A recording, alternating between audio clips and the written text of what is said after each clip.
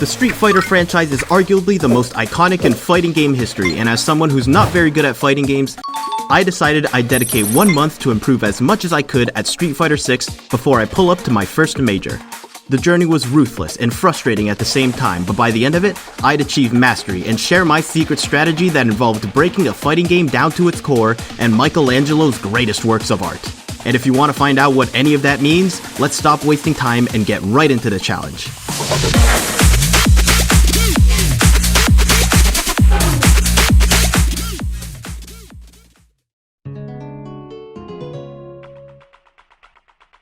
Starting off this challenge, I only really had some basic knowledge over the game's mechanics and controls.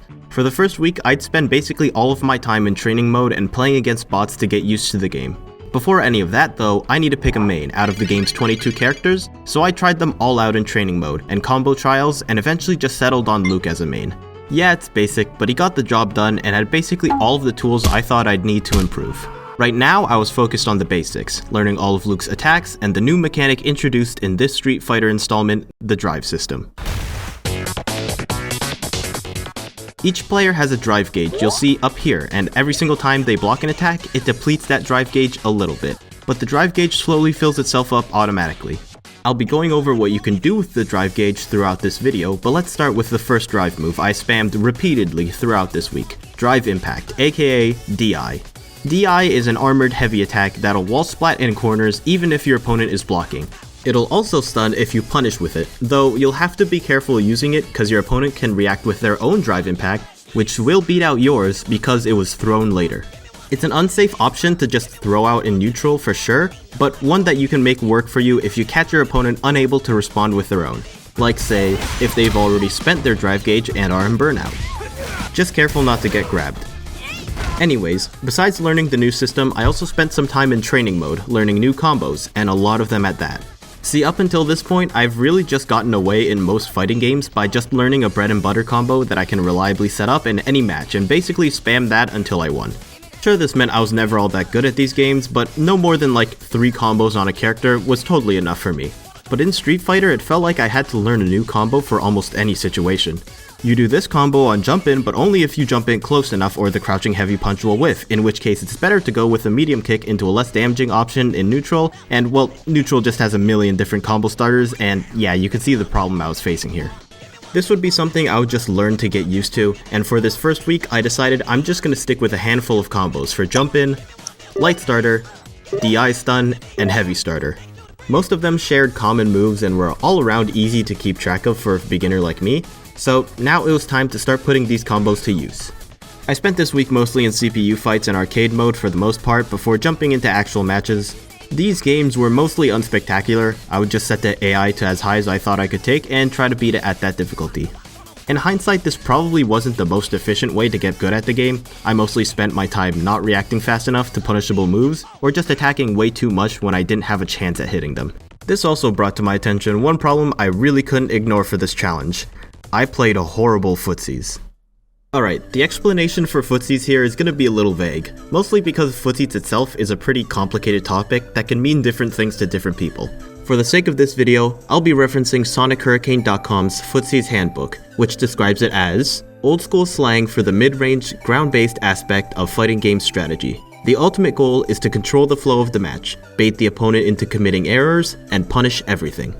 Let's take a look for example at 2 Ryu players, both knowing each other's attack ranges. If one of them misjudges this attack range and throws out a sweep, when their opponent isn't within that range, they'll whiff, allowing their opponent to land an easy punish. On the opposite end, one player could try to bait out their opponent's sweep by stepping into their range and then stepping out of it and punishing. So you can see here how both players are kind of playing this same mind game to extract an advantage out of a certain situation. Now these are some pretty basic tactics in footsies, but for the sake of this video, hopefully that gives you a little insight into the game within the game. Now with all that being said, back to the main point, which is that I was really bad at footsies.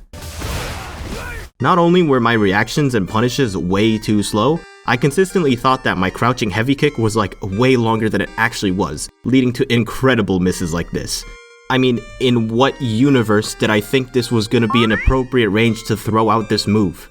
This first week was really demotivating for the challenge. Every time I'd fight, I felt like I was making the exact same mistakes every single time without fail.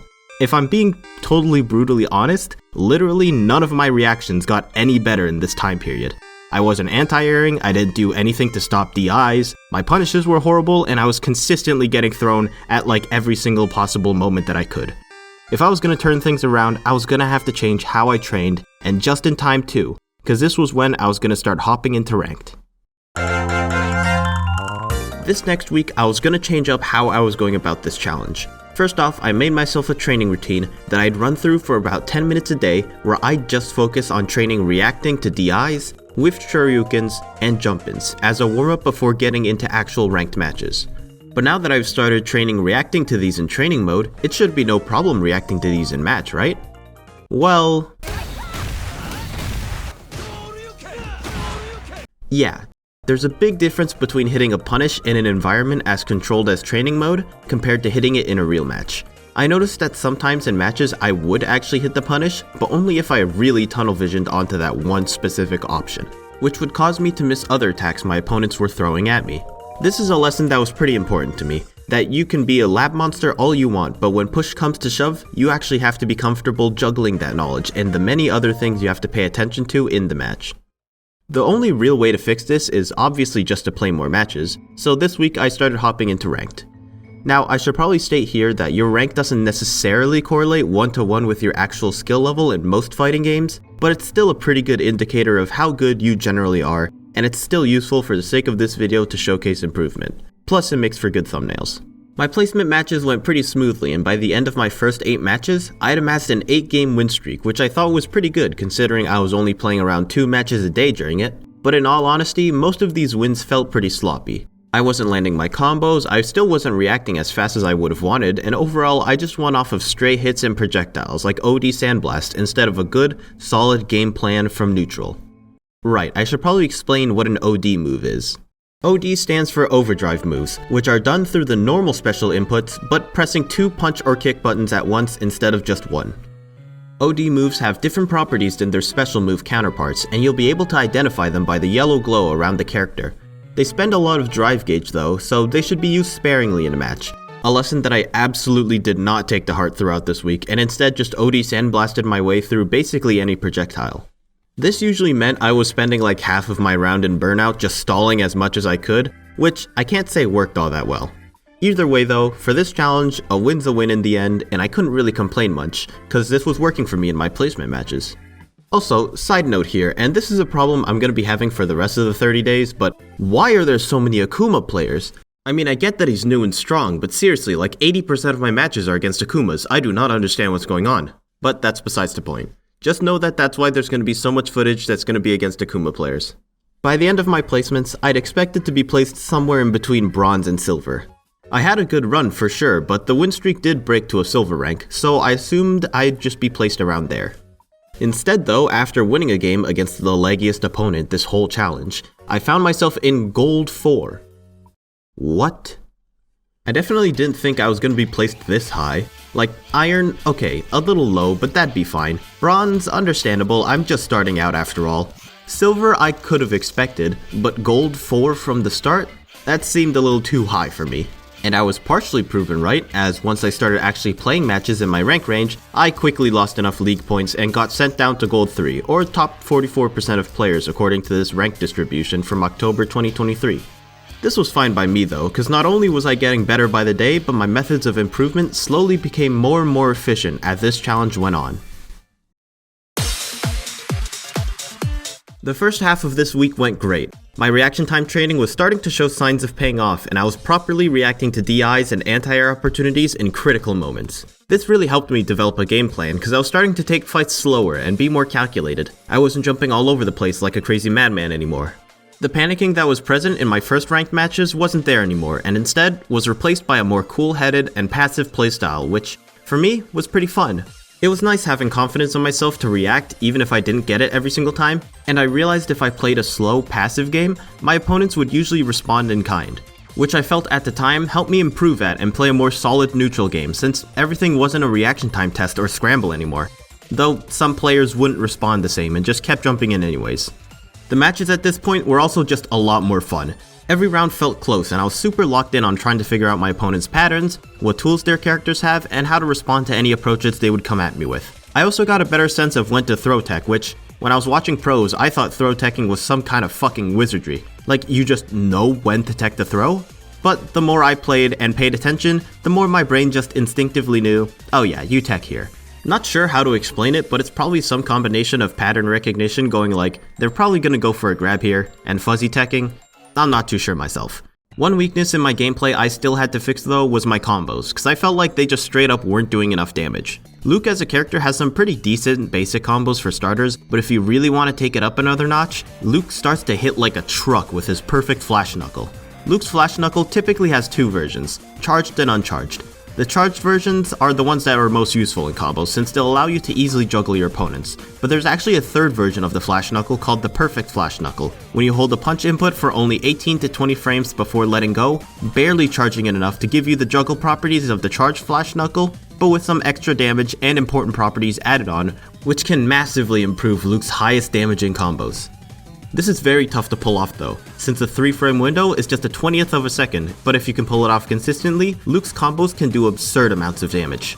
As for myself, I wasn't really at that level yet and was just trying to get by with my stubby little basic combos, so this week I put a lot of time into training mode just trying to get down the perfect flash knuckle timing, which, spoiler alert, but I didn't fully implement it in matches by the end of this challenge. And while I was in training mode, I thought I might as well teach myself when to properly drive rush. Drive Rush is another drive system mechanic added in SF6 that's essentially a dash that you can get either through dashing while holding a drive parry, a mechanic we'll talk about later, or hitting a dash in the middle of a combo out of a special cancelable normal. Drive Rushes have a ton of utility, but the main purpose I was using it for was just to extend combos or to hit confirm, which is just checking to see if your attack got blocked so you know whether or not to convert into a combo. I wasn't really good at it though, so I didn't end up using it too often in match. In fact, most of what I talked about here I didn't really try out in matches.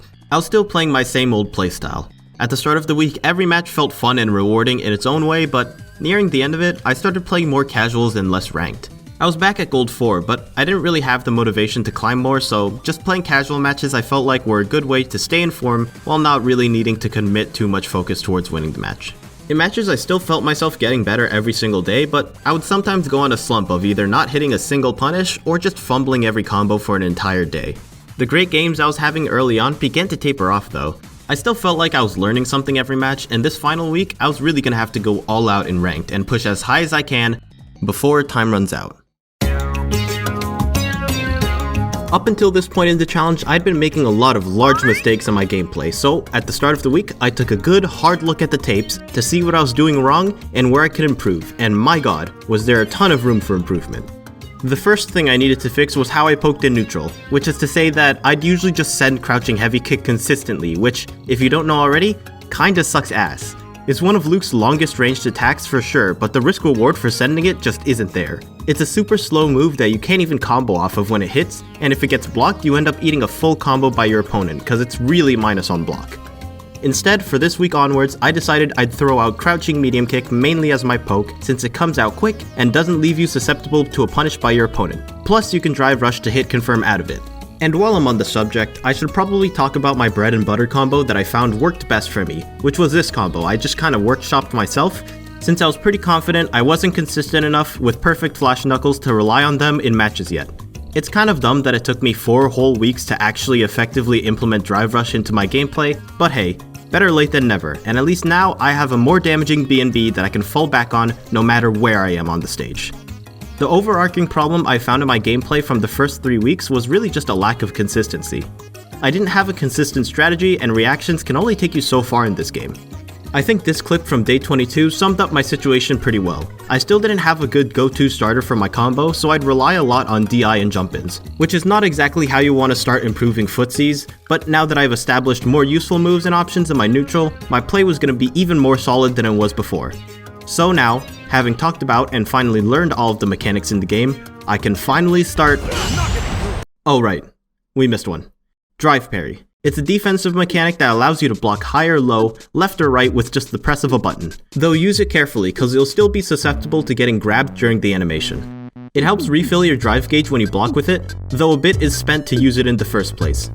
Now, I didn't use drive parry like at all for this entire challenge, which was definitely not very smart since I knew I'd benefit a lot from learning to use it properly, but I just never really got around to it this entire month. But anyways, it was time to finally hop back into the game for this final week. From the start of the challenge, I didn't really have a clear goal in mind, but for this next week, I knew what I needed to get done. Finally push up to Platinum rank, and oh my god, did I get a quick reality check in my first games of the week. At this point, I hadn't changed too much about my gameplay yet, but oh my god, I was getting shoved into the deepest pits of the Dunning-Kruger effect. Slowly but surely though, throughout the week, I started getting better, and adjusting and recognizing my opponent's patterns. I mixed in casual matches in between ranked ones to test out and get used to my gameplay adjustments, and by day 25, I ranked up one more time to Gold 5, a rank I kinda forgot existed, and I don't know why, but that's not really important for now. I was one rank away from Platinum, and I thought it'd be a quick win streak away, but that was definitely not the case here. I started facing actual Platinum players, which were noticeably better than the Golds I fought before, and I just couldn't hold a solid win streak for a while. I wasn't exactly grinding the game too hard till this point, but I realized I needed to start now, and so, for the last 3 days, I made my final push for Platinum rank. Nine a winner, pay the front line, take the don'ts. He's coming out again for a new point. Get your bets down, ladies and gentlemen. 4-4's the point, mark 4. Ace, deuce, scrap, wants 4. Ace, deuce, scrap, wants 4. Ace, deuce, scrap, wants 4. Ace, deuce, scrap, wants 4. Ace, deuce, ace, deuce, scrap, wants 4. Scrap, wants 4. Who wants the hard 4? 5 wants 4. Check me out, y'all. 9 a winner, got a hot hand. Place your bets, ladies and gentlemen. 9 a winner, got a hot hand. Place your bets, ladies and gentlemen. 4, and he made us the hard way. Hey, the front line takes the hard. We have a shooter and a good one. Coming out for a new point. Get your bets down, ladies and gentlemen. Yep. Ooh, okay, pay attention.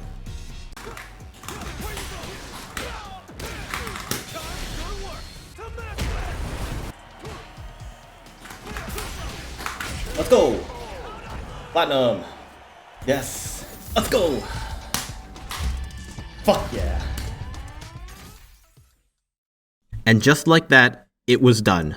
Now this might not have been a ton of progress in 1 month in terms of ranks, I really only ranked up twice this whole challenge, but 1, I think I was placed a little too high in placements at the beginning anyways, so less ranking up I kind of expected, and 2, it didn't really matter anyways, cause by the end of it, I was a noticeably better Street Fighter player in general, and skill was always what I was trying to push anyways. But this isn't the end of the challenge, no sir, we still have one more job to do, and that's to attend our first major for Street Fighter 6. It's 3 days away, and I gotta craft a whole new game plan if I want any shot of winning.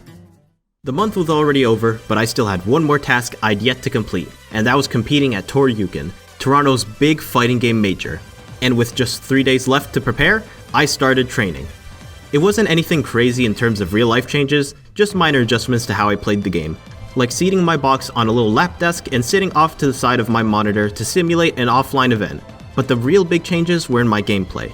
See, going into this event, I knew I wasn't good enough to play real top level Street Fighter with a million different variables you gotta account for at once, and I didn't have the muscle memory or knowledge for complicated setups, but what I did have was fundamentals.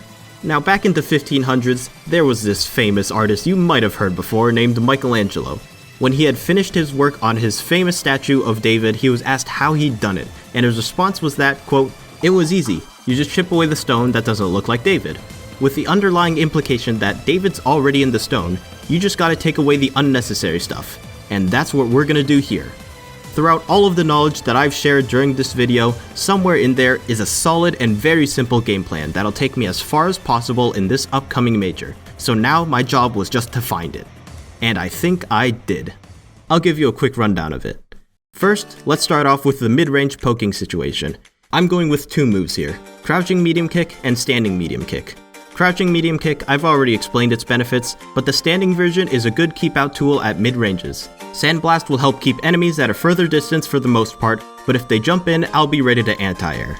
If they get up close, there's always good old reliable crouching light punch into a short combo, and on rare occasions, I'll DI. Everything else though is just gonna be up to reactions. I'm going to be playing pretty passively, and basically every crouching medium kick poke, I'm going to try to drive rush to hit confirm into, so needless to say, I'm going to be spending a lot of time in burnout, but hopefully it'll be worth the damage and the mix-ups. With the whole game plan laid out now, there's not much left to do besides practice and then head out to our first Street Fighter Major. Alright, it's July 6th today. I didn't sleep too well last night, but I'm feeling pretty good regardless, so I'm going to start packing and get going in a few minutes to see if all of this work has actually paid off or not.